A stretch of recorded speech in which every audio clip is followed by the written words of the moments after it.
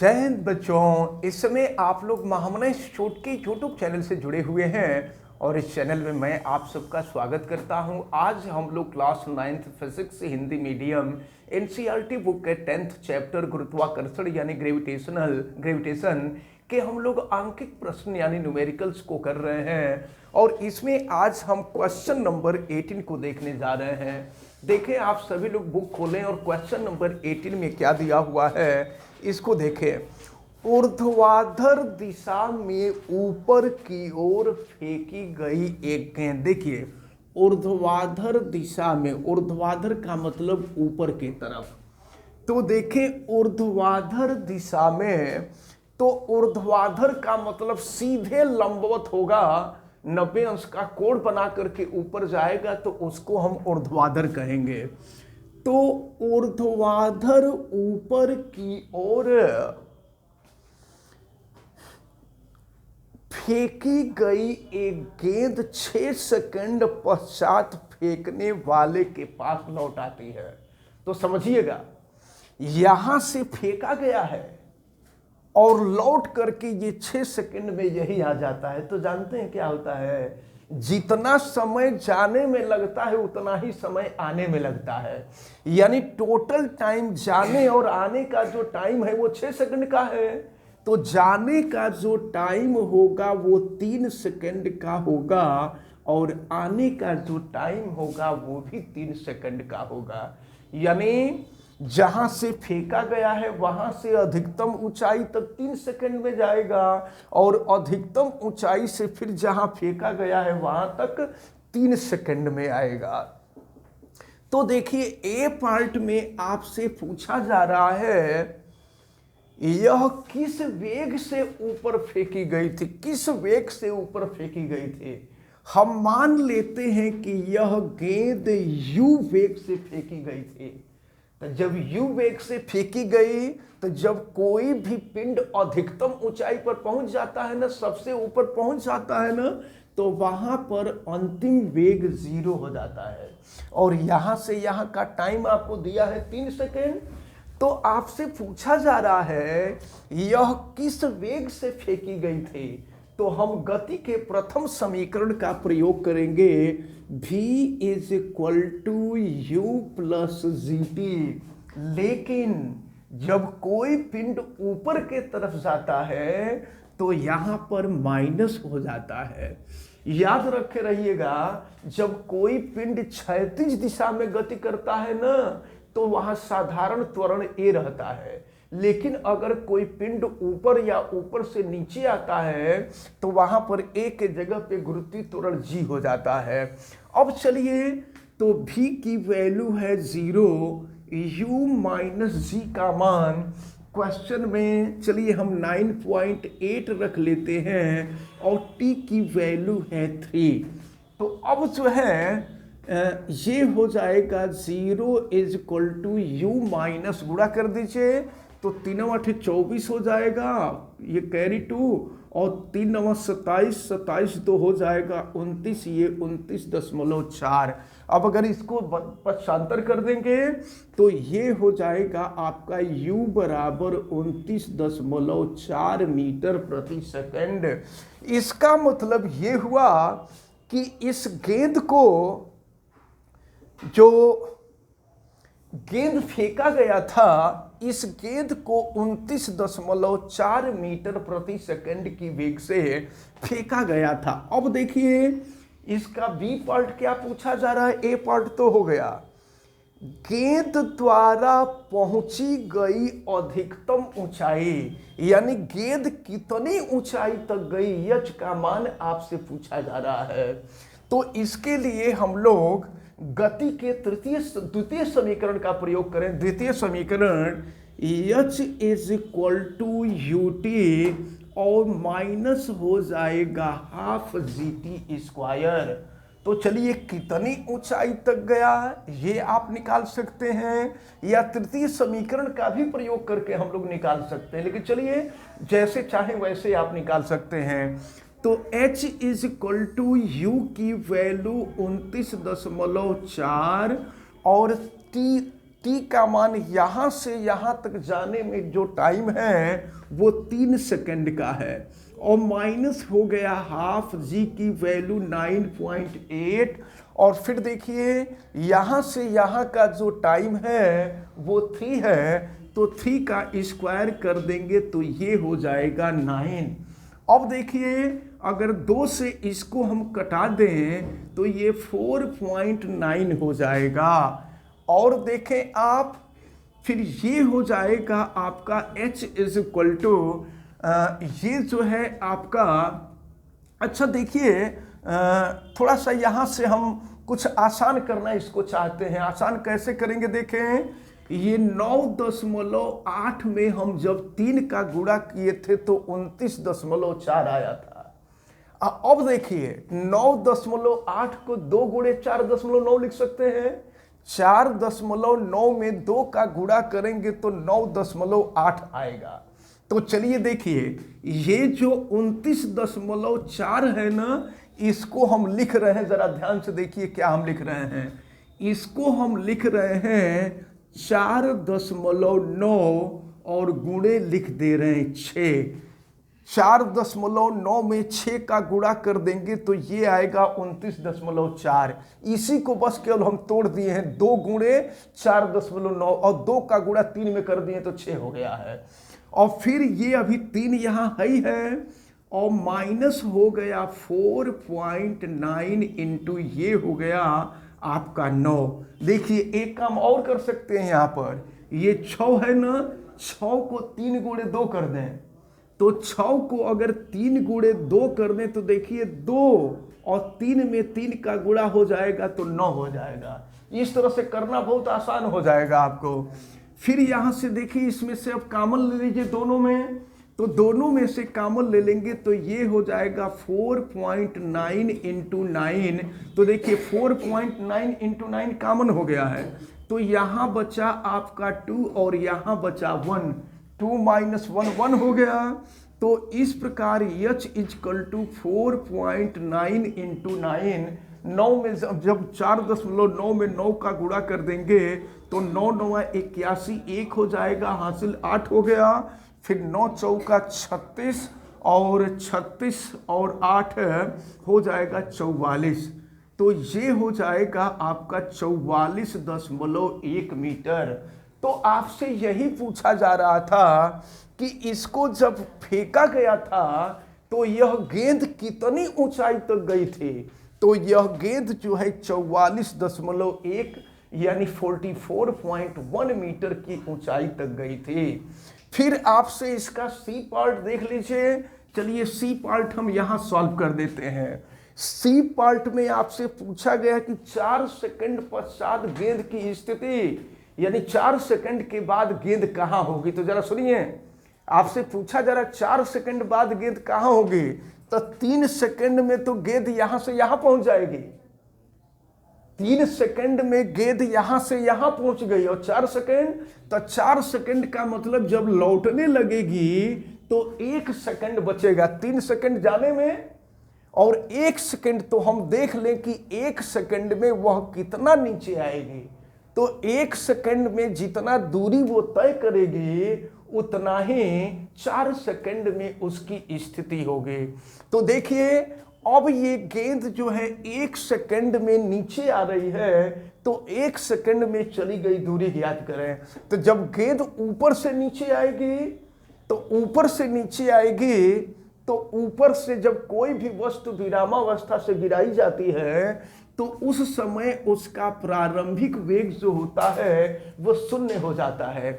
ये देखिए ऊपर जाने वाले के लिए भी बराबर 0 हो जाएगा, लेकिन जब गेंद नीचे आने लगेगी तो कोई भी गेंद नीचे की तरफ आती है तो विरामावस्था से आती है, और जब विरामावस्था से गिरती है तो u इक्वल टू 0 हो जाएगा। और टाइम है 1 सेकेंड, तो 1 सेकेंड में चली गई दूरी। गति के द्वितीय समीकरण का हम लोग प्रयोग करेंगे, h is equal to u t plus half g t square. तो देखिए h is equal to u के जगह पर 0, t के जगह पे हो जाएगा 1 सेकेंड, प्लस हो गया हाफ, जी की वैल्यू है 9.8 और टी का मान है 1, तो 1 का स्क्वायर कर देंगे 1। तो h इक्वल टू, देखिए इसको हम यहाँ एच डैश मान लेते हैं इस दूरी को, क्योंकि ऊपर जाने वाली दूरी हम एच निकाल चुके हैं, नीचे आने वाली दूरी को हम एच डैश मान लेते हैं। तो 2 से इसको कटा देंगे, ये 4.9, ये 4.9 यानी h dash equal to 4.9 metre होगा। तो आपसे पूछा जा रहा है कि 4 सेकंड बाद गेंद कहाँ होगी, तो 4 सेकंड बाद गेंद ऊर्ध्वाधर से नीचे के तरफ 4.9 मीटर नीचे आ जाएगी। अगर आपसे पूछा जाए, मान लीजिए ये तो ऊपर से नीचे आ जाएगी 4.9 मीटर, अगर पूछा जाता कि नीचे से ऊपर कितनी दूरी पर रहेगी, तो टोटल ऊंचाई आपने देखा है 44.1, 44.1 में से इसको घटा देंगे तो नीचे से ऊपर जाने की स्थिति आएगी। लेकिन केवल एक जवाब दीजिए, 2 जवाब देने से कोई फायदा नहीं होगा। बस 4 सेकंड में पूछा गया था कि 4 सेकंड में गेंद कहाँ होगी, तो 4 सेकंड में गेंद ऊर्ध्वाधर से यानी अधिकतम ऊंचाई से नीचे के तरफ 4.9 मीटर की दूरी पर होगी। अब क्वेश्चन नंबर 19 देखते हैं। किसी द्रव में डुबोई गई वस्तु पर उत्प्लावन बल किस दिशा में कार्य करता है, यही आपसे पूछा जा रहा है। उत्प्लावन बल किस दिशा में काम करता है, तो आपको मालूम है कि उत्प्लावन बल की जो दिशा होती है वो हमेशा ऊपर के तरफ होती है, तो ऊपर के तरफ काम करेगा। अब देखिए क्वेश्चन नंबर 20 आपसे पूछा जा रहा है। क्वेश्चन नंबर 20 क्या है कि किसी पानी के भीतर किसी प्लास्टिक के गुटके को छोड़ने पर यह पानी की सतह पर क्यों आ जाता है। तो प्लास्टिक का कोई गुटका पानी पर छोड़ेंगे तो उस पर 2 प्रकार का बल काम करेगा, उसका भार नीचे की तरफ काम करेगा और उस पर कार्य करने वाला उत्प्लावन बल ऊपर की तरफ काम करेगा। तो चूंकि जब प्लास्टिक का गुटका पानी पर छोड़ा जाता है तो उस पर कार्य करने वाला उत्प्लावन बल उसके भार से अधिक होता है, इसीलिए वो जल की सतह पर आकर के तैरने लगता है। अब फिर देखें, अब हम क्वेश्चन नंबर 21 को देखते हैं। क्वेश्चन नंबर 21 में क्या दिया हुआ है। 50 ग्राम के किसी पदार्थ का द्रव्यमान दिया हुआ है। यम इज इक्वल टू आपको दिया हुआ है 50 ग्राम। 50 ग्राम के किसी पदार्थ का आयतन, देखिए आयतन भी दिया हुआ है, आयतन दिया हुआ है 20 सेंटीमीटर क्यूब। यदि पानी का घनत्व, देखिए घनत्व को रो से प्रदर्शित किया जाता है, यदि पानी का घनत्व 1 ग्राम पर सेंटीमीटर क्यूब हो तो क्या पदार्थ तैरेगा या डूबेगा, आपसे ये पूछा जा रहा है। एक बात हम आपको बता दें कि देखिए अगर वस्तु का घनत्व पानी के घनत्व से ज्यादा होगा तो जिसका घनत्व ज्यादा होता है वो भारी होता है।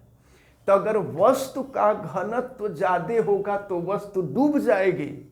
किससे? अगर वस्तु का घनत्व जल के घनत्व से ज्यादा होगा तो वस्तु डूब जाएगी, और अगर वस्तु का घनत्व जल के घनत्व से कम होगा तो वस्तु तैरेगी।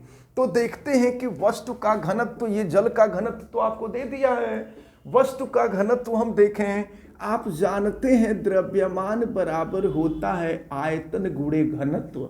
घनत्व को रो से प्रदर्शित करते हैं। हम मान लेते हैं कि पदार्थ का घनत्व रो डैश है। अब यहां से अगर रो डैश की वैल्यू निकालें तो यम बटा में भी हो जाएगा। यम की वैल्यू आपको दी गई है 50 और भी की वैल्यू आपको दी गई है 20। देखिए 0 से 0 कैंसिल हो जाएगा, 5 में 2 से भाग दे देंगे तो 2.5 ग्राम पर सेंटीमीटर क्यूब हो जाएगा। तो जरा ध्यान से समझिए, पदार्थ का जो घनत्व निकला है वो 2.5 निकला है, और जल का घनत्व कितना है 1। तो पदार्थ का घनत्व ज्यादा है और जल का घनत्व कम है, इसलिए यह पदार्थ यानी यह वस्तु जो है डूब जाएगी, पानी में डूब जाएगी। तो इस प्रकार ये क्वेश्चन नंबर 21 रहा। अब हम लोग क्वेश्चन नंबर 22 देखेंगे। देखिए क्वेश्चन नंबर 22 में क्या कहा गया है, इसको भी देख लिया जाए। क्वेश्चन नंबर 22 में आपसे कहा गया है 50 ग्राम के एक मोहर बंद पैकेट। मोहर बंद पैकेट का मतलब ये होता है 500 ग्राम है। मोहर बंद पैकेट का मतलब ये हुआ कि उसका द्रव्यमान बिल्कुल सही है, उस पर मोहर लगी है कि इसका द्रव्यमान न तो इससे कम है न ही इससे ज्यादा है। तो 500 ग्राम द्रव्यमान यम आपको दिया गया है और ये दिया गया है 500 ग्राम। तो 500 ग्राम के एक मोहर बंद पैकेट का आयतन, यहाँ पर जो आयतन दिया हुआ है ये 350 सेंटीमीटर क्यूब दिया गया है। पैकेट 1 ग्राम पर सेंटीमीटर क्यूब घनत्व वाले पानी में, यहां भी देखिए पानी का घनत्व दिया गया है और पानी का घनत्व इतना ही होता है, इसको याद रखे रहिएगा, 1 ग्राम पर सेंटीमीटर क्यूब। अगर क्वेश्चन में न भी दिया हो तो आपको याद रखना चाहिए कि पानी का घनत्व इतना ही होता है। तो पूछा जा रहा है कि ये तैरेगा या डूबेगा, तो वही स्थिति हो गई। हम लोग देखेंगे कि पैकेट का घनत्व कितना है। अगर पैकेट का घनत्व जल के घनत्व से ज्यादा होगा तो पैकेट डूब जाएगा और कम होगा तो तैरेगा। तो चलिए पैकेट का घनत्व हम देखते हैं। तो पैकेट का घनत्व अभी जैसा कि फार्मूला हमने बताया, द्रव्यमान बराबर होता है आयतन गुणे घनत्व। हम पैकेट के घनत्व को रो डैश मान लेते हैं। तो अगर यहाँ से रो डैश की वैल्यू निकालेंगे तो यम अपान भी हो जाएगा। यम की वैल्यू आपको दिया गया है 500 और भी की वैल्यू है 350। जरा देखिए तो 0 से 0 कट जाएगा, 5 से कटा दीजिए तो 5 दहा 50 हो जाएगा और 5 साते 35। ये हो गया आपका 10/7, 10/7। अब आप अगर 10 में 7 से भाग दे दे तो देखें ये 1, ये हो जाएगा 7 और फिर यहाँ पर हो जाएगा 3, तो फिर ये हो जाएगा 4 बार ले जाएंगे, 7 चौक 28 हो जाएगा, ये 28 हो गया, फिर 2 और फिर ये हो जाएगा 7 दूना 14, यानी लगभग 1.42 हो जाएगा। ये हो गया 1.42 ग्राम पर सेंटीमीटर क्यूब। तो अब जरा आप यहाँ ध्यान पूर्वक देखें कि जो पैकेट है, पैकेट का घनत्व यहाँ पर दिया हुआ है 1.42 ग्राम पर सेंटीमीटर क्यूब और पानी का घनत्व कितना है 1 ग्राम पर सेंटीमीटर क्यूब। तो आप देख रहे हैं पैकेट का घनत्व ज्यादा है पानी के घनत्व से, इसलिए यह भी पैकेट क्या हो जाएगा, डूब जाएगा। और फिर क्या पूछा जा रहा है, इस पैकेट के द्वारा विस्थापित पानी का द्रव्यमान कितना होगा। तो पहले तो ये समझ लीजिए पानी का द्रव्यमान पूछा जा रहा है, तो जितना पैकेट का आयतन होता है, पैकेट अपने आयतन के बराबर ही आयतन का पानी विस्थापित करेगा। आर्किमिडीज के सिद्धांत से यही आपने पढ़ा है कि किसी भी वस्तु का जितना आयतन होता है अपने आयतन के बराबर ही वो द्रव को विस्थापित करता है।